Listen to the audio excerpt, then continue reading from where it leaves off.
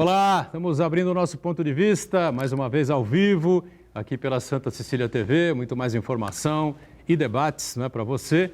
De segunda a sexta, 1h30 da tarde, você sabe, uma tradição na discussão política e no debate sempre aprofundado dos temas, dos assuntos que fazem a nossa pauta aqui na cidade, a pauta regional e os temas de interesse nacional que vão se repetindo, claro, sempre com o coronavírus como base, não é, para a gente discutir qualquer coisa, já que vivemos nesta pandemia e o Brasil, pandemia no mundo, no Brasil é um pandemônio, não é, graças à confusão generalizada que está instalada no país, não é. Na verdade, já vem de antes, né, do coronavírus. Tivemos uma reunião hoje, muitos achando aí que foi uma reunião muito importante, pessoal elogiando, olha que ponto chegamos, hein? Elogiando o comportamento do presidente e o comportamento dos governadores, né? Porque ninguém se atacou, ninguém se agrediu, não é? Não houve xingamentos. Então, olha aonde nós fomos parar, né? O destaque primeiro, em todas as mídias que eu vi, não é? Foi exatamente o comportamento do presidente e dos governadores. Participou também o presidente da Câmara, Rodrigo Maia, presidente do Senado, Alcolumbre, não é? Vários ministros estavam acompanhando. E um destaque, um detalhe importante é que a transmissão estava muito ruim, não é? O presidente às vezes não ouvia o que o governador queria dizer, o governador não ouvia o que o presidente da Câmara falava. Estava uma coisa meio confusa ali. Depois até em algumas emissoras aí eu ouvi a participação do governador do Espírito Santo, Casagrande, dizendo, explicando que algumas coisas ficaram confusas porque a transmissão realmente estava muito ruim. É fundamental o que queria o presidente da República, né? Não ser o carrasco sozinho do servidor público, né? Porque ele queria a anuência dos governadores, já que ele vetou o reajuste ou qualquer aumento de salário para servidores federais, ele quer também que todos os governadores, com exceção de 2 que já deram, não sei agora o que eles vão fazer, né? Então, voltar atrás. Reajustes agora 2020 e depois em 2021 também. Até 31 de dezembro de 2021 não tem reajuste, não tem alteração de salários para os servidores estaduais também.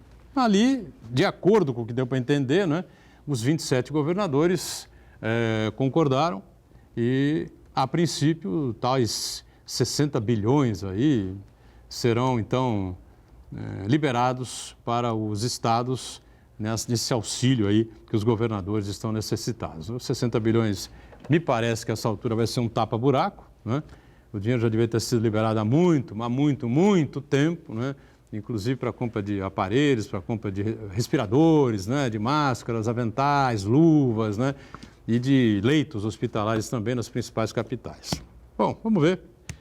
E aguardar aí o ministro Celso de Mello, né? Afinal de contas, já é quinta-feira. Vamos saber todos que decisão ele vai tomar a respeito daquele célebre vídeo da reunião ministerial de 22 de abril. Reprise de segunda a sexta-feira aqui na Santa Cecília TV. O ponto de vista, a reprise vai ao ar sempre às 8 da noite, com exceção da sexta-feira, e a reprise é às 22 horas. Aqui com a gente o Fabrício Pierdomênico, consultor portuário, que é um grande conhecedor, né, da área portuária, exportações, importações, da economia de uma maneira geral. Fabrício, que foi, inclusive, diretor da antiga Codesp, né? Hoje mudou o nome, Autoridade Portuária e tal, né? Prazer recebê-lo. Tudo bem, Fabrício? Boa tarde ao telespectador, boa tarde à mesa, Marcos, Wagner. Boa tarde e boa noite para quem está vendo a reprise. Opa. Vamos lá, o nosso grande debate aqui da nossa bancada. Me sinto sempre lisonjeado de dividir essa bancada com pessoas tão brilhantes e importantes. Obrigado, Fabrício. Nós estamos sempre alegres com a sua participação. Fernando Chagas, né, participa com a gente, colabora conosco, experiência e grande conhecimento nas finanças públicas, né, cientista político, também analisando conosco o momento que vivemos, mais uma vez. Tudo certo, Chagas? Tudo, olá, amigos, um abraço a todos, né? Hoje, em público, eu tenho que me penitenciar ao Fabrício, né? Eu e o Fabrício, há alguns anos, trabalhamos juntos na Secretaria de Finanças. Ele era assessor da Secretaria de Finanças e me indicou para ser chefe do cadastro comercial. Fizemos até o recadastramento comercial. Nas horas vagas, que eram poucas, a gente discutia muito economia. Ele sempre foi favorável à intervenção do Estado na economia. Eu era contra a intervenção do Estado na economia. Você jamais ia imaginar que ia surgir um coronavírus. Aí né? Hoje eu tenho que render, o Fabrício ganhou. Não tem, vou repetir pela enésima vez, não tem como recuperar a economia, não tem como dar assistência às pessoas em situação de vulnerabilidade social se a União não colocar dinheiro na economia. Essa o Fabrício ganhou. Nós discutíamos muito, né? Aliás, na época, vou confessar hoje que eu sou um crítico do Paulo Guedes, na época eu era um dos discípulos de Paulo Guedes, né? O mundo muda, né? Era 1994, né? Por aí, né, Fabrício? Não, antes? 89, 90. 89, O governo da Thelma de Souza. Exato. É isso? O tempo muda, né? E hoje eu sou obrigado a concordar com o Fabrício, né? Tem que ter intervenção estatal, sim. A economia depende hoje de recursos da União. Bom, só as amebas, as ostras, né? As portas e as cadeiras não mudam de opinião. E os idiotas também, né? O cara que sabe, percebe que está equivocado e não reconhece que está cometendo um equívoco, cometendo um erro. É uma grandeza, faz parte da grandeza humana, não é? E da sabedoria humana saber reconhecer o equívoco cometido. Isso não há, o equívoco não é nem um equívoco, essa questão do Chagas em relação ao Fabrício, a questão do liberalismo, enfim, da presença do Estado, essa coisa toda, não é? É questão de visão de mundo, né? Visão de economia, de país, essa coisa toda, né?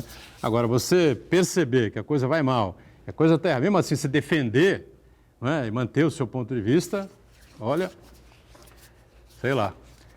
Marcos Santana está sempre conosco lá na ponta, acompanhando tudo isso, né, que vai acontecendo, as informações importantes que vão surgindo e a sua participação aqui com a gente. Tudo bem, Santana? Boa tarde a todos, tudo bem na medida do possível. Edgar, você abriu o programa lembrando que o governo Bolsonaro fez uma reunião atrasada com esses governadores. E essa ajuda aos estados vem muito atrasada, como tudo que o governo Bolsonaro faz em relação ao combate ao coronavírus. Só na terça-feira que o presidente sancionou a lei de ajuda aos pequenos e médios empresários, e ainda assim vetou um artigo importante dessa lei que garantiria 8 meses de carência para começar a pagar. Quer dizer, qual empresário vai conseguir sobreviver durante 8 meses aí, né? Tendo que dar uma sobrevida ao seu negócio, ainda assim pagar um empréstimo, uma situação completamente extraordinária. Demoraram 2 meses entre a pandemia se iniciar, os efeitos se apresentarem e o governo Bolsonaro apresentar uma medida efetiva. Sem falar no atraso para liberar os R$600 para a parcela mais humilde da população. Quer dizer, o governo Bolsonaro sempre age de modo retardado.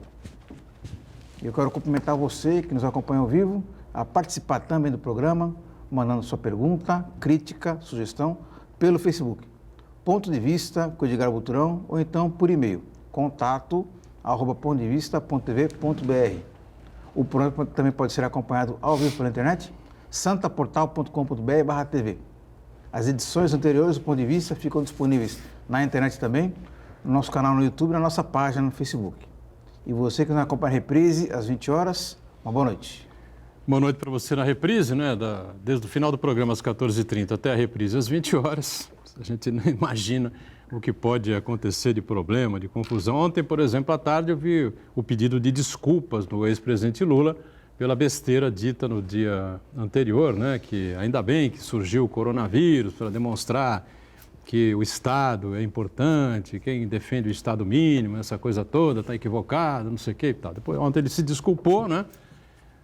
O que não aconteceu com o presidente da República quando veio com aquela asneira, né? Que nós tentamos colocar ontem aqui no vídeo, também não conseguimos, de quem é de direita toma cloroquina, quem é de esquerda toma tubaína, né? E deu risada e tal, no momento que o Brasil tinha mais de 1.100 mortos em 24 horas, né? Uma coisa realmente descabida, né?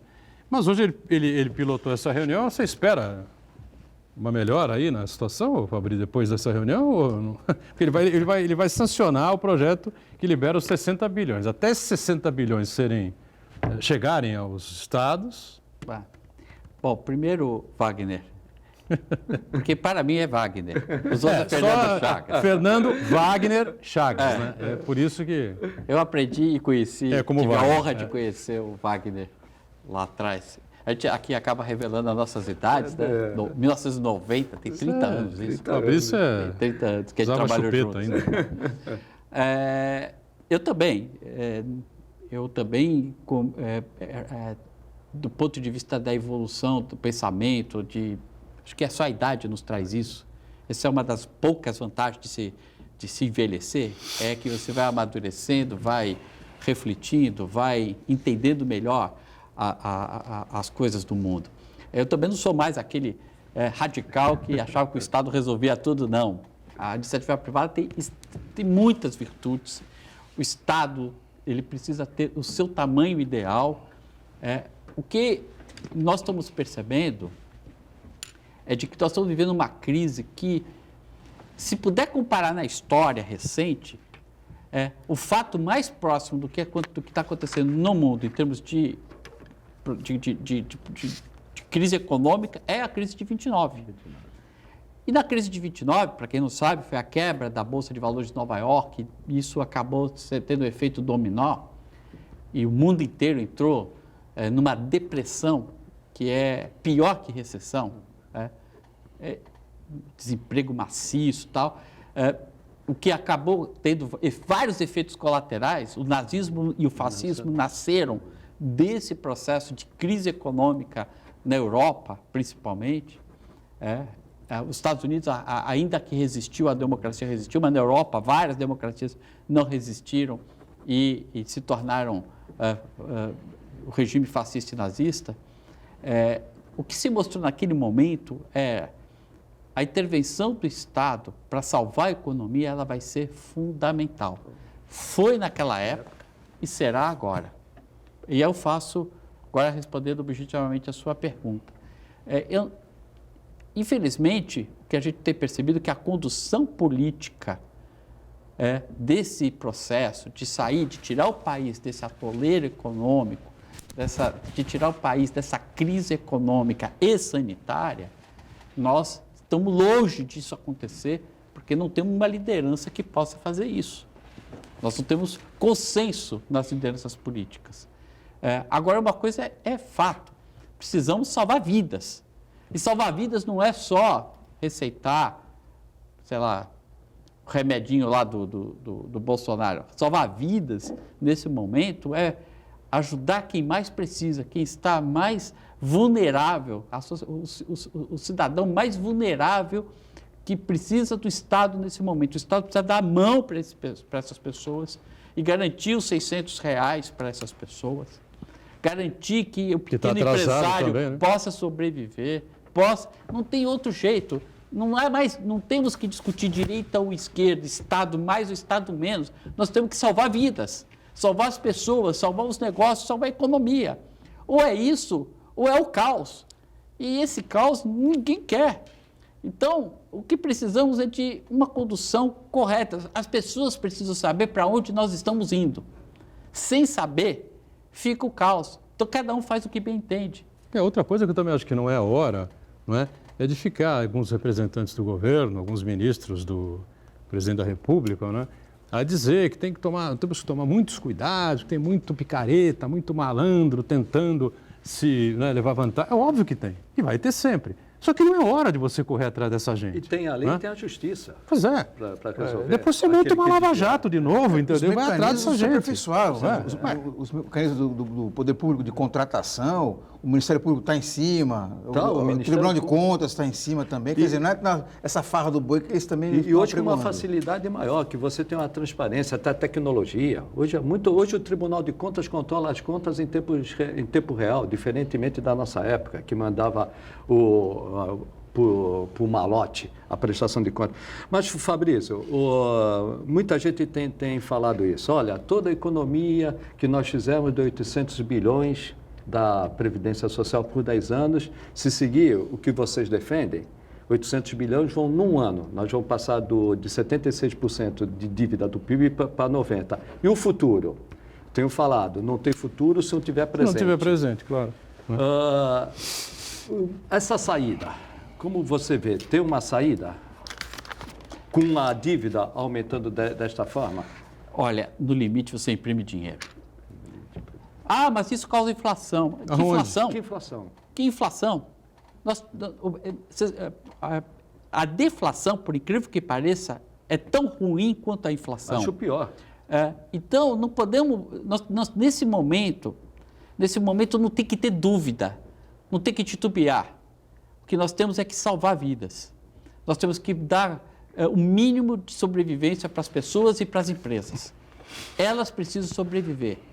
Tá? Depois a gente vê como é que faz. Só que nesse momento, Fabrício, já se vão 60 dias, né? Se você parar e analisar, quando é que nós descobrimos o primeiro caso do coronavírus aqui? Fevereiro. Né? A primeira morte é do dia 17 de março. 17 de março, a primeira morte, enfim, estava evidenciado que o vírus estava circulando entre nós. Hoje é 21 de maio, tá certo? Isso.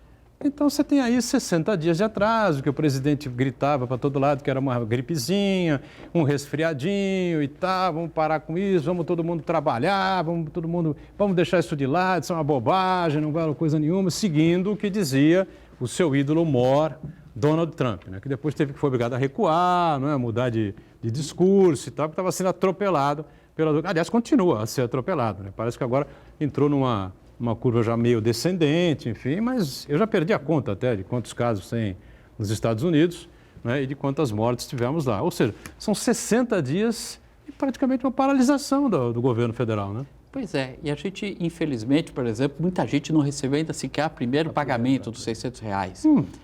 Mas teve muita gente que recebeu e não merecia, depois a gente vê. E essas pessoas que receberam, veja só, você que não tinha direito de receber, foi lá, pediu e recebeu, rapaz. Cana. É cana.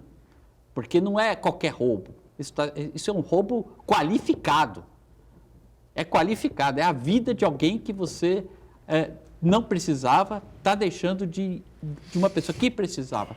Nunca a decisão individual de cada um de nós vai fazer tanta diferença para o futuro desse país. O futuro do país está nas mãos das nossas decisões individuais, de cada um. Se cada um tomar a decisão correta, se cada um entender que o coletivo é maior que o individual, a gente sai disso. A gente sai. Agora, se ficar naquela linha de farinha pouco, meu pirão primeiro, nós não vamos sair nunca. Então, tem um problema de cidadania agora na mesa. De conscientização. O cidadão tem que se conscientizar que todos têm que colaborar para um fim comum. Agora, o que eu vejo mais pelo lado político, Fabrício, embora tenha dificuldades técnicas, a Caixa Econômica Federal pode ter dificuldades técnicas, pode não ter recursos humanos suficientes para atender toda essa demanda.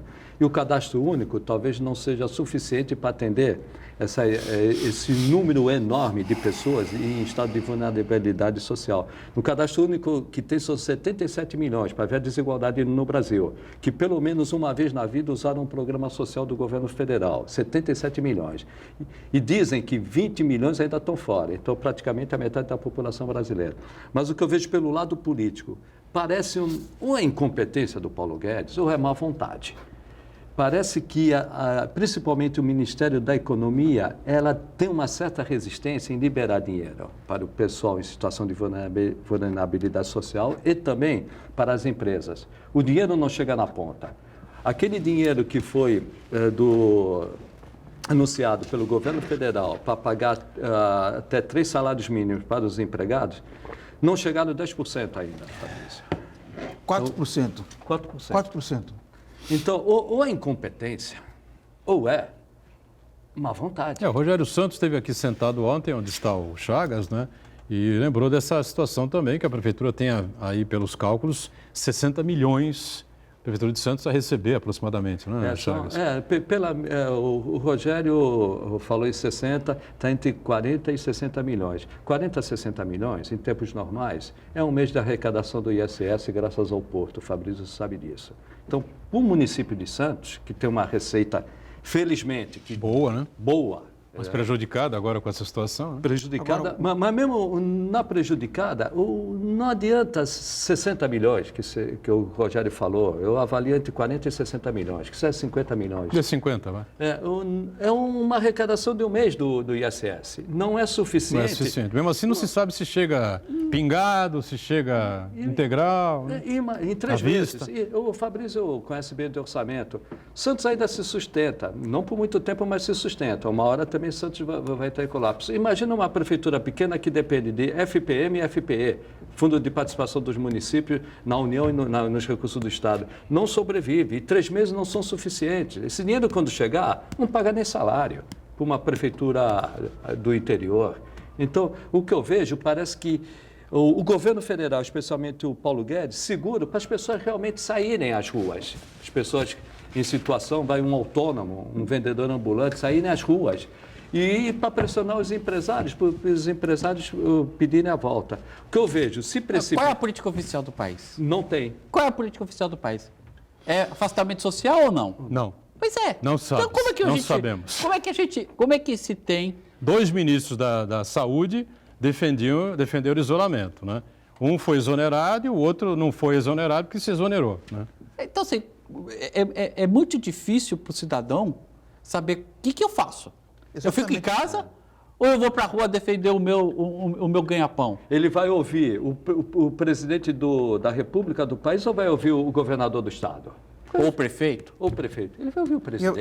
É muito importante deixar clara essa contradição do governo federal, principalmente o presidente Jair Bolsonaro, quando ele fala que as pessoas precisam voltar à atividade porque a economia vai quebrar, quando, na verdade, quando o governo federal ele tem que tomar uma atitude, que é agir na política macroeconômica, facilitar o acesso ao crédito, facilitar a liberação dos recursos para os mais humildes, ele não faz isso, né? O Chagas lembrou muito bem aqui, 4% do volume que o BNDES reservou para ajudar as empresas a pagar a folha de pagamento, apenas 4% foram liberados, né? Os outros 96% não foram liberados por conta de documentação, uma certidão aqui e ali, quando um momento excepcional exige que as condições também sejam excepcionais, seja flexibilizado, seja facilitado o acesso ao pequeno, ao médio empresário, a esse crédito também. E outro aspecto muito importante que a gente tem que destacar é o seguinte, entre a pandemia iniciar e o governo anunciar que vai promover uma ajuda, decorreram 2 meses. Apenas na terça-feira que o presidente sancionou a lei de ajuda aos pequenos empreendedores. Quer dizer, então, o que ele fez enquanto isso aí? Quantos vão sobreviver? Né? Então, essa contradição tem que ser muito bem destacada. Vamos fazer o nosso intervalo, né? A gente volta em instantes com a pesquisa da XP Investimentos, né? Sobre a atuação do governo brasileiro, do presidente da República, né? Voltamos já já. Muito bem, de volta aqui o Ponto de Vista, hoje recebendo com prazer o Fabrício Pierdomênico, consultor portuário, economista, não é? E o nosso Fernando Chagas, cientista político, mais uma vez com a gente. O Santana lá na ponta, conferindo as principais informações que vão acontecendo por aí, vão surgindo, né? E a XP Investimentos divulgou aí um novo levantamento, uma nova pesquisa de opinião em relação ao governo e ao presidente da República, né? Os números vão ficando cada vez piores, né, em relação à atuação do presidente, né? De acordo com a XP, 50% das pessoas que foram entrevistadas entendem que o governo é ruim ou péssimo, né? Por outro lado, 23% acham que o governo é regular, né, atua de uma maneira regular, e apenas 25%, nem apenas 25%, né, dá uma marca razoável ainda, 25% dos entrevistados consideram que o governo é bom ou ótimo. Surpreende, Fabrício? Não. Não me surpreende por uma questão política.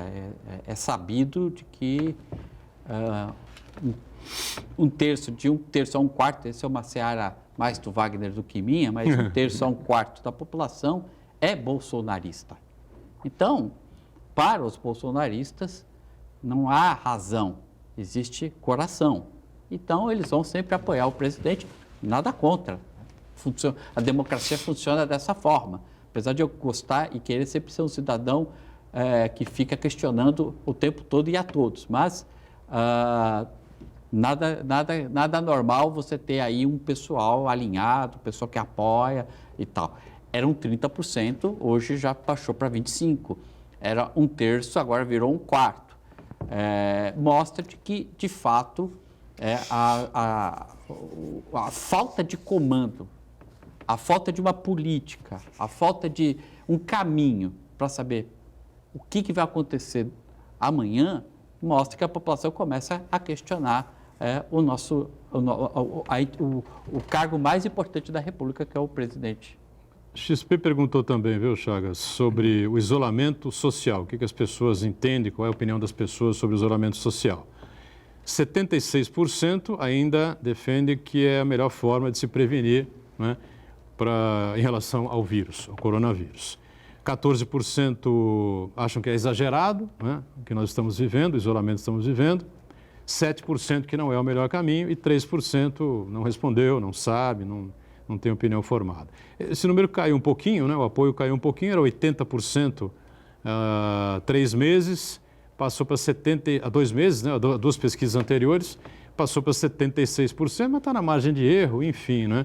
O que chama atenção é que ainda há uma distância muito grande das pessoas defendendo o isolamento, né? Nesse caso, a queda de quem defende é natural. As pessoas estão em casa. Uma queda muito pequena, né? Uma queda pequena. É dentro da margem de erro. Mas mesmo que tenha tido essa queda, as pessoas estão em casa há 2 meses. As pessoas que precisam ir à rua trabalhar, elas estão preocupadas e vão arriscar. E os empresários estão com medo da quebra de suas empresas, logicamente, quebra de seus estabelecimentos comerciais e de prestação de serviços, é lógico. Então, há uma queda, mas mesmo assim, 76% ainda é um número... Patamar altíssimo, né? Muito elevado. Por que isso? Porque as pessoas estão vendo que o Brasil está cada vez mais matando mais por falta da orientação, principalmente por falta de uma orientação única para a população. Nós estamos tendo cerca de 800 mortes por dia. Nós daqui a pouco vamos passar os Estados Unidos em mortes diárias. Nós vamos passar outros países, já somos o 3º. Então a população vai tomando consciência que o vírus não é uma gripezinha, mas sim o vírus mata. Então deve se manter ainda alto. Por outro lado, você falou 14% que ainda apoiam. Esses 14% são os ideológicos. No Brasil, o Fabrício... Apoiam o governo? 25%. Bom e ótimo. Não, 14% que... Isolamento? Do isolamento. Ah, sim.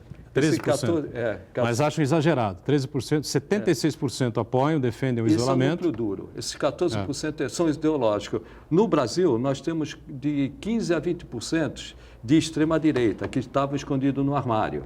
Precisavam de uma voz para representá-los. São esses 14%, 15% a 20%, no máximo 20%. 14% que acham que é exagerado. Então, esse é o núcleo duro. Esse aí pode morrer o mundo inteiro. Esses são ideológicos. Mas, na verdade, tem um outro item aqui que é o isolamento não seria o melhor caminho, né? Para se enfrentar a crise. É 7% apenas. 21%, chega no... 20% apenas, chega mais ou menos ali. Os 15%, 20% que são ideológicos, esses vão defender o Bolsonaro até o fim. Então, o 14%, Chagas, eles acham que é exagerado o que estamos vivendo, mas não é bem uma crítica ao isolamento, né? Não é que o cara diz que o isolamento está equivocado e tal. Está exagerado, porque o comércio e tal, mas o cara não tem convicção, né? Tanto que quando vai para uma carreata, você pode ver, eles vão para uma 50 pessoas, 100 pessoas. Vão para a carreata com vidro fechado e máscaras. Até esse pessoal que é bolsonarista do núcleo duro, eles sabem hoje que esse vírus é fatal. E é interessante, esse pessoal vai de carreata, de carro fechado, com a máscara, mas quer que as pessoas, seus empregados, peguem transporte público para trabalhar para eles. Que lindo, né? Achando que não pega. Se uma pessoa pegar no transporte público, esses 76 que são favoráveis ao isolamento e vão ter que voltar ao trabalho, e um dia vão ter que voltar ao trabalho, talvez em 1º de junho a gente volte ao trabalho, se eles forem contaminados no transporte público, eles vão passar para o seu patrão. E o seu patrão vai para casa e vai passar para o seu filho também. Então, esse papo de isolamento vertical não existe. Muito bem. Encerrou, não? Ah, não. Pode seguir. Só para encerrar. À vontade. Então, o que nós temos que ver? Nós queremos sair do isolamento e voltar ao isolamento precipitadamente, que aí destrói a economia definitivamente, ou nós precisamos ainda ficar no isolamento, e em São Paulo talvez até um lockdown, e depois, quando sair definitivamente para recuperar a economia. Fazer uma saída em W, que a economia cai, se recupera e depois cai de novo, aí, Fabrício, não se recupera. Dois tombos ninguém aguenta. Fabrício Perdomelo, explica uma coisa, você que está sempre acompanhando o mercado internacional, as importações, exportações, presta serviço aí a uma série de empresas importantes, por que é que o real simplesmente desabou, né, em relação ao dólar e a moeda que mais perdeu força em relação à moeda americana? Insegurança. A moeda americana no Brasil ela é extremamente volátil e ela é um grande termômetro de confiança. Quando bate a desconfiança, o dólar sobe. Se não houvesse desconfiança no momento político, econômico e até da saúde pública, o dólar teria sido desvalorizado? Provavelmente. Mas vamos pegar o nosso vizinho aqui, a Argentina. A última vez que eu vi tinha desvalorizado 15%. México também perdeu um pouco. Antes de vir para cá, eu dei uma olhada na moeda americana com relação às outras moedas internacionais. Zero, está estável. E por que aqui está caindo? Justamente pela ambiguidade, pela desconfiança. Não é só o cidadão comum que desconfia, que fica sem saber o que fazer. O mercado financeiro recorre ao dólar justamente, e o dólar sobe, justamente em função dessa absoluta desconfiança sobre para onde vamos, que projeto temos, onde queremos chegar e de que forma chegaremos. São perguntas simples que não são respondidas. Quer dizer, simples, ela é complexa, mas pelo menos teria que ter uma resposta. A gente não é nem a Suécia e nem é Portugal. A gente não é nada. A gente qual é a nossa política oficial? Não sei. Tá? A Suécia tem uma política definida. Nem ministro da Saúde temos. A Suécia tem uma política definida, a história vai contar se eles tinham razão ou não. Está lá. Hoje tem o glorioso, com muitas aspas, e único, talvez, lugar em que está tudo aberto. E Portugal, que fechou tudo. Ambos têm uma política definida, ambos vão ter resultados distintos, ambos vão contar a história lá na frente, quem tinha razão. A história vai julgar. Vai julgar. Portugal venceu a crise, a Suécia está no meio dela. Nós não temos isso. Nós não sabemos o que é. E aí, a resposta para isso vem no dólar. Quanto mais esse dólar variar, significa que menos respostas estamos tendo para a população, para a sociedade e para a economia. Agora, é difícil acreditar, né? Sinceramente, tudo bem, o Bolsonaro é um cara muito confuso, não é? Fala as bobagens que a gente está acostumado a criticar aqui, enfim, né? Não consegue nem olhar para uma câmera e dizer às pessoas, né, que lamenta profundamente, dar os pêsames, o sentimento, botar a bandeira no palácio a meio pau, nem isso ele consegue, sabe fazer. Mas na equipe econômica, será possível que o Paulo Guedes não sabe o que está acontecendo, não percebe o que está acontecendo? Ninguém ganha nada com essa situação do dólar? Do dólar, da queda do dólar, do desabamento do dólar no Brasil? O dólar, do jeito que está, prejudica todo mundo. Mesmo porque, que nem o Fabrício falou, nós vamos entrar numa deflação. E se entrar numa deflação, e também afeta o dólar, a taxa de juros cai. A Selic caindo, mais ainda, além da insegurança, né, política, mais ainda o dólar sai. Porque antigamente nós tínhamos 14% da taxa Selic. E nós tínhamos nos Estados Unidos 2%. Compensava o risco. Hoje nós temos nos Estados Unidos 0,25, né, Fabrício? E o dólar, e a nossa taxa em 3, deve cair até para 2. Então não vai compensar. E nós vamos ter deflação. Então nós vamos ter os piores do mundo. E o que me preocupa na questão do dólar é que, mesmo caindo o dólar e a gente exportando mais, a nossa questão política hoje vai nos isolar do mundo. Não adianta, o Fabrício é especialista nisso, não adianta o dólar derrubar para o mundo comprar mais barato as nossas commodities. Só vão comprar o extremamente necessário. Agora, quando nós precisarmos importar E quando nós precisarmos ter a vacina, que um dia será descoberta, nós seremos os últimos a ser atendidos. Essa é a Isso minha já preocupação. aconteceu na compra dos equipamentos junto à China, né? Já tivemos ali um chega para lá, enfim, deram um corte lá, em vez de vender o que no Brasil precisava, venderam uma parte pequena, enfim, deram preferência a outros países, a Alemanha, a França, a Bélgica, enfim, Espanha, Itália, né? E próprios Estados Unidos, né? O Na meu compra dos medo, equipamentos respiratórios, principalmente. O meu medo, Fabrício, e você é especialista em mercado internacional, é o Brasil ficar isolado. Já está. Já está isolado. Infelizmente, já estamos isolados. E pior, o Brasil ele é muito dependente do exterior. Nós precisamos vender, nós precisamos ter commodities para poder vender. Tanto que os 3, 4 primeiros meses de movimentação dos portos, por enquanto, estão mantidos ou até com algum crescimento. Primeiro trimestre, por conta de commodity, por conta de safra recorde, porque a China começou a comprar finalzinho de janeiro, comecinho de fevereiro. Então, assim, nós dependemos muito do exterior, a nossa economia hoje, o que segura a economia é o agronegócio. Por enquanto, nós estamos bem, mas quem é o maior comprador do agronegócio do Brasil hoje? China. É a China. Então, assim, toda vez que a gente toda vez que há um problema, uma rusga política internacional com a China, mais o Brasil corre o risco de perder esse mercado. Com o chanceler publicando artigos, né, e dando entrevistas, chamando o vírus de comunavírus, que foi fabricado na China, a China fabricou o vírus, Pois porque ele já disse isso, né, mais de uma vez. A gente está comprando um discurso que não é nosso. Os Estados Unidos têm uma lógica para esse discurso. Claro. É a lógica da disputa do mercado global. Hoje, China e Estados Unidos disputam o mercado global. A China hoje, por exemplo, ela faz, o pessoal chama de Plano Marshall Asiático. Eles estão fazendo um investimento maciço em infraestrutura na Ásia e Sudeste Asiático para poder ter uma comunidade quase que um mercado comum asiático em que a China é a protagonista. Ela já está fazendo isso há algum tempo.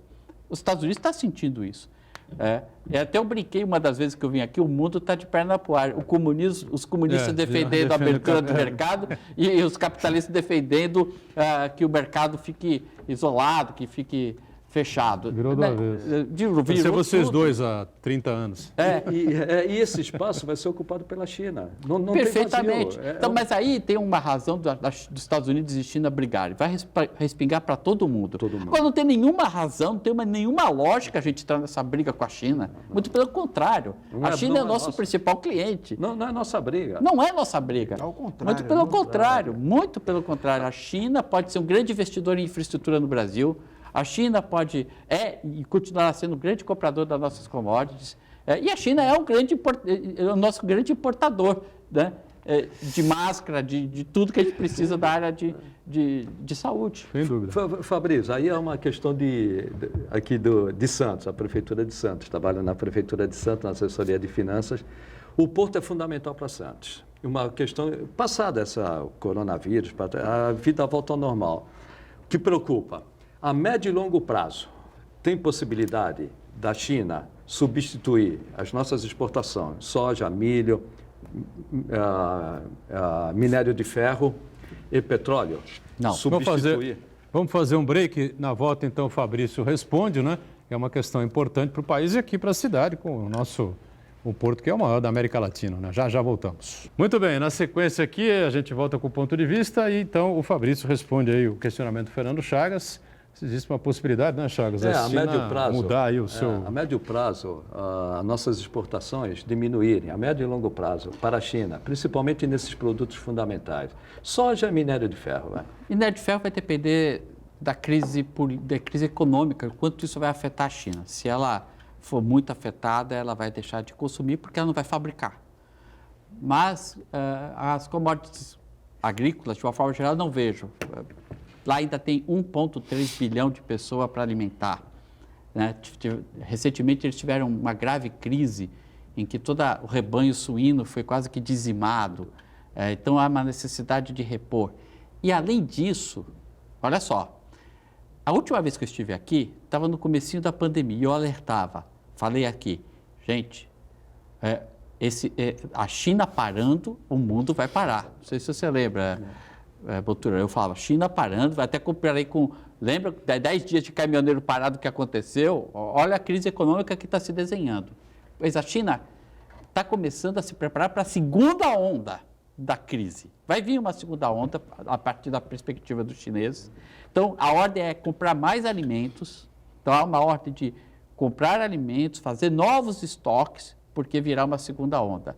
E essa segunda onda, ninguém sabe exatamente o tamanho dela e a agressividade do vírus. Então, eles já estão se preparando e, a médio prazo, eu não vejo como a China ser autossuficiente em alimentos. Agora, ele tem mercados alternativos. É possível que os Estados Unidos volte a vender muito para a China, a depender do que acontecer em novembro desse ano. A eleição lá, né? Lembrando que na América Latina também temos outros países que produzem soja. A Argentina é uma delas. Então, assim, não é que a gente tem um mercado cativo agora. Nós temos um país que o agronegócio é fascinante. Nós temos uma capacidade que nenhum outro país tem no mundo. A nossa produtividade não existe parâmetro no mundo. Então, nós temos que pensar estrategicamente como tratar esse cliente, que é um cliente muito importante, para que a gente garanta que as nossas safras agrícolas possam ser vendidas e a gente possa sustentar a médio prazo o crescimento econômico. O meu assessor aqui para assuntos monetários, Fernando, que é meu filho, ele passa aqui uma matéria do Estadão do dia 4 de maio, né? Que entre as 44 principais economias desenvolvidas e emergentes, o real foi a moeda que mais se desvalorizou no ano em relação ao dólar, com 36,5% até o fechamento na quinta-feira, que foi no dia 30, enfim, né? Matéria do dia 4 de maio, no Estadão. Na sequência apareciam o Rand, não sei, sul-africano, menos 32%, o peso do México, 27,7%, o peso colombiano, menos 20,3%, e a lira turca, né? Menos 19,99%, menos 20%, tá certo? Blog do Investidor. E só para complementar aqui a análise importante que fez aqui o Fabrício, né? Veja que coisa, né? Quantas e quantas moedas temos pelo planeta e o Brasil, o real foi a que mais se desvalorizou. E você pode ver, impressionante. Todos os países têm algum tipo de problema, todos eles. Você não vê nenhuma nação desenvolvida. E está tendo uma tendência de queda da taxa de juros em todos os países. A taxa de juros da Turquia, que é uma das maiores, está caindo, da Rússia está caindo. É fato, porque aí aqui não tem discussão ideológica, são números. Essas moedas estão caindo e os juros estão caindo porque estão caminhando a passos largos para uma depressão mundial. Jamais vista neste país, nos últimos 100 anos, algo comparado a 1929, como eu já disse. Fabrício, pega a Alemanha.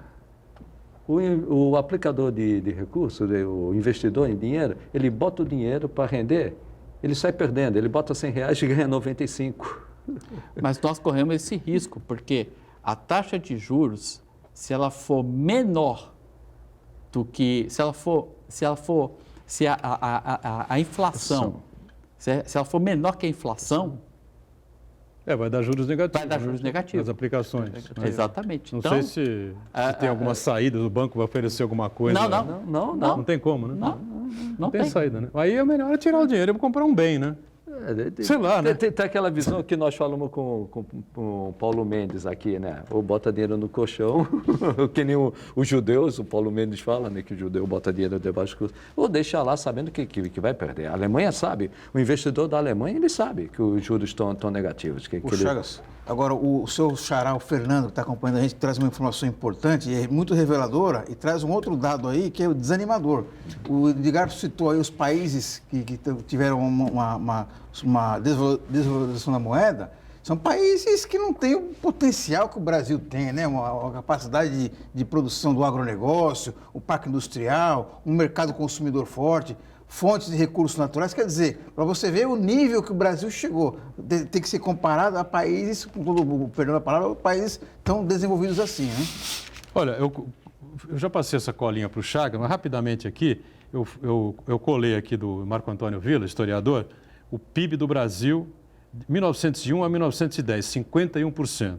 De 11 a 20, 51%. De 21 a 30, 55%. De 31 a 40, 53%. 41 a 50, 77%. 51 a 60, 103%.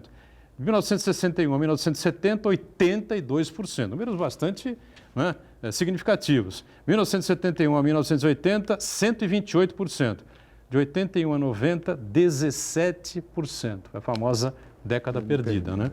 91 a 2000, 29%. Uma melhora razoável. 2001 a 2010, 43%. 2011 a 2020, 1,9%, Fabrício.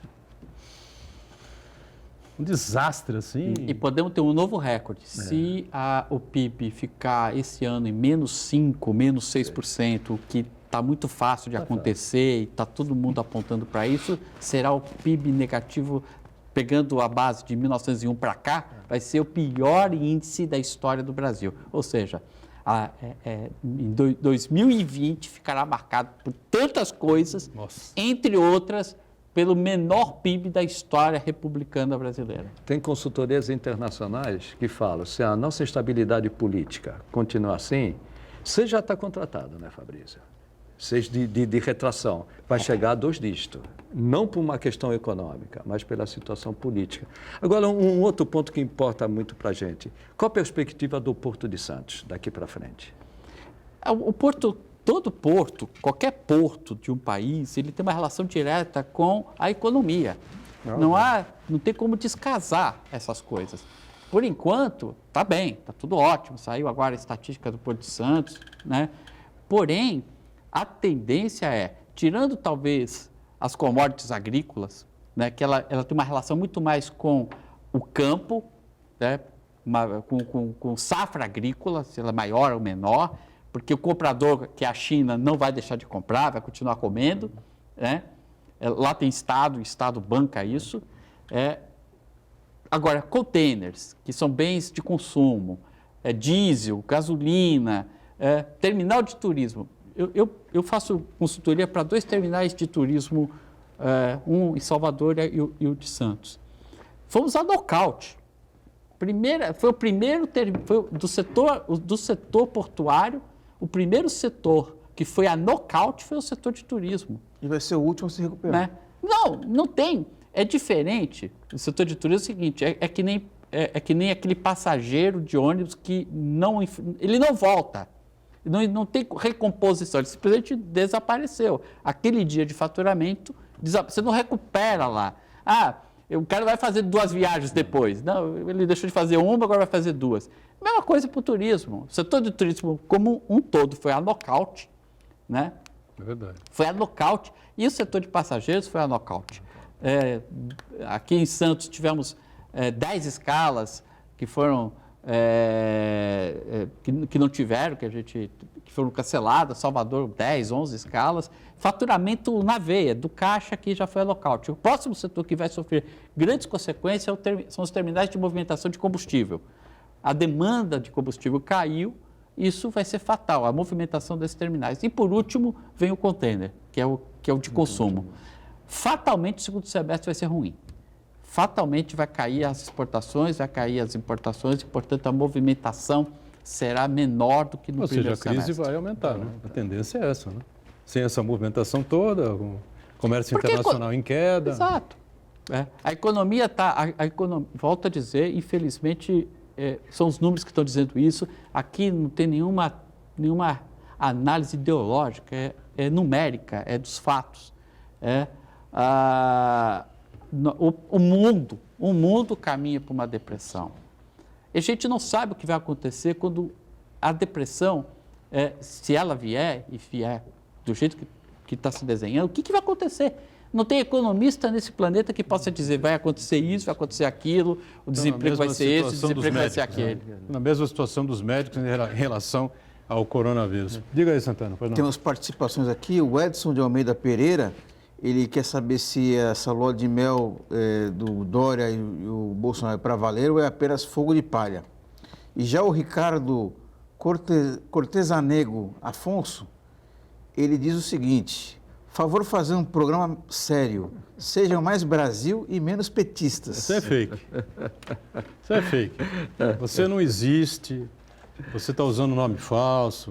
O cara que está assistindo o programa, um programa técnico, né, debatendo a política, debatendo a economia, né, exportações, mercado internacional, tudo isso, entendeu? Se você está assistindo aí, está de sacanagem com a gente. Isso é fake. Em relação ao Dória e o Bolsonaro, é uma coisa momentânea. Lógico que a rivalidade, né, Chagas, vai continuar. Vai continuar. Até porque os dois estão de olho em 2022. Só um detalhe para aqueles que entendem que nós somos esquerdista, petista.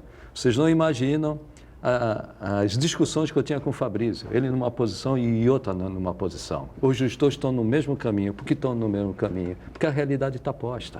A realidade está aí, são fatos. Os números estão aí. Não tem como fugir dessa situação. Não é uma questão ideológica, é uma questão técnica, uma questão de economia. E o nosso problema da economia não é que nem em 2008, né, Fabrício? Que era um problema só econômico do sistema bancário. Hoje nós dependemos de uma crise sanitária. Enquanto nós não resolvermos a crise sanitária, não há economista no mundo que vai resolver esse problema. E não adianta ser de esquerda, de direita. Chagas, o Elias Carneiro acompanha a gente, ele diz aqui que a década de 2020 é uma década perdida. A década de 11 a 20, né, que eu citei aqui. O PIB de 11 a 20 bateu 1,9, não chegou, quer arredondar 2%, né? O PIB em toda a década de 2020 e se considerava de 81 a 90 com 17% de crescimento a década perdida. Na verdade, aquela foi década perdida, esta foi o quê, então, né? E o Elias Carneiro... A catástrofe econômica. O Elias Carneiro, ele tem um bom conhecimento da matéria financeira. Sim, gente, muito. O que ele fala, independentemente de visões, né? Eu e o Elias Carneiro temos visões diferentes, independentemente. Os dois acham que é uma década perdida. Acho que o Fábio também. Eu não acho nada, basta ver o número. Aqui não tem que achar nada. Não tem achismo, né? Aqui não é achismo, não acho nada, basta ver o número. O dólar, o que aconteceu com o dólar não é de graça, não é à toa, não é porque o mercado financeiro é petista. O mercado financeiro não é petista. O mercado financeiro desconfia do atual governo, desconfia completamente disso e não vai deixar esse dólar baixar. Simples assim. O PIB de -6, -7, não tem nada a ver, é número. Não tem o que contestar. Nessa década que a gente pensou que a eleição de 2018 pudesse dar um freio na economia, na queda da economia, mostra o seguinte: nós não estávamos preparados enquanto país para enfrentar um negócio tão sério, tão avassalador como é a pandemia que nós estamos enfrentando. Nós não temos nenhuma estrutura institucional, política e de cidadania para enfrentar um negócio Fabrício, desse. acho que a gente pode relacionar três coisas. Primeiro, a situação do Brasil antes da pandemia já era muito ruim, veio a pandemia, piorou ainda mais, e a gente já percebe que no Brasil não existe a estrutura necessária para poder reagir de uma maneira mais eficiente aos efeitos da pandemia. São três fatores aí que vai fazer com que talvez a próxima década também possa ser perdida. Ô Fabrício, a gente, na última vez que você participou aqui, conversamos bastante sobre a questão da Codesp, as modificações do Porto Santos, agora é autoridade portuária, enfim, não existe mais o nome Codesp, enfim. Mas naquela época o presidente era Casimiro Tércio. O Casimiro Tércio, de repente, saiu, né, deixou a presidência, não há uma explicação assim muito lógica para a coisa, ninguém entendeu bem a saída dele. E agora temos aí um novo presidente, também ninguém sabe se é interino, se não é interino. É a mesma confusão, né? E que nós temos pelo resto do país, na área da saúde, na área da economia, em educação, em outros setores. Né? Ninguém sabe se ele é interino, se ele está efetivado, se não é, vai ficar muito tempo, vai ficar pouco tempo, enfim. Não sei que influência tem isso no Porto, né? E me parece que é uma questão política aí que está envolvida. Não sei qual é a sua avaliação. Exatamente o setor portuário foi pego totalmente de surpresa. O Tércio fazia e fez um bom trabalho, é um técnico sério, liderando uma equipe que com erros ou acertos, pelo menos tinha direção. Nós sabíamos para onde o Tércio e a sua equipe estavam levando o Porto. A gente sabe da seriedade da Secretaria de Portos e do Diogo Piloni. Então, são essas coisas, são essas garantias de seriedade que faziam com que o setor portuário reagisse. Todas as licitações portuárias que tiveram nos últimos ano e meio foram vitoriosas. O mercado, o setor privado respondeu, foi lá, acreditou, tá? Então, isso é fruto de política séria, de gente séria, conduzindo de forma séria um setor importante que é o Porto. Então, eu aqui tenho que dizer que nós temos, sim, liderança, nós temos, sim, política e nós sabemos para onde está indo o setor de infraestrutura e o setor portuário. Fomos pegos de surpresa, porque o Tércio estava fazendo um trabalho incompleto ainda, não tinha completado o seu ciclo. Infelizmente, por algum motivo que a gente desconhece, ele saiu. Né? A equipe que ficou tem aí o discurso de que vai continuar, mas, infelizmente, perdemos. Acho que o Porto Santos perdeu muito com a saída do Tércio. Pois é, vamos aguardar aí para ver o que vai acontecer, né? Os próprios terminais, tem alguns aí para renovarem os seus arrendamentos, outros, enfim, né? Já não tem esse problema momentaneamente. Vamos continuar acompanhando, né? Temos um problema de calado, para variar um pouco, né? Parece que não houve aí o devido cuidado, né? É um problema que acontece, aliás, vira e mexe, né? Entra ano, sai ano, o calado do Porto é motivo de debate. Mas vai ficar isso para uma outra oportunidade, para um outro programa. O Fabrício já falou bastante sobre isso aqui numa outra oportunidade. Prazer recebê-lo. Espero que na próxima, a gente tenha notícias melhores aí para debater. Eu acho difícil esse ano ainda, né, Fabrício? Mas vamos acreditar, né? Meu recado é, seja cidadão. É verdade. Seja cidadão. Pense que o coletivo é maior que o individual. Com certeza. Fernando Chagas sempre conosco, Santana diariamente aqui com a gente. Segunda a sexta-feira, o Ponto de Vista ao vivo, 1h30 da tarde, aqui pela Santa Cecília TV. A nossa reprise você acompanha às 20 horas, né, 8 da noite, com a exceção de sexta-feira, que a reprise é às 10 da noite. Tchau. Obrigado.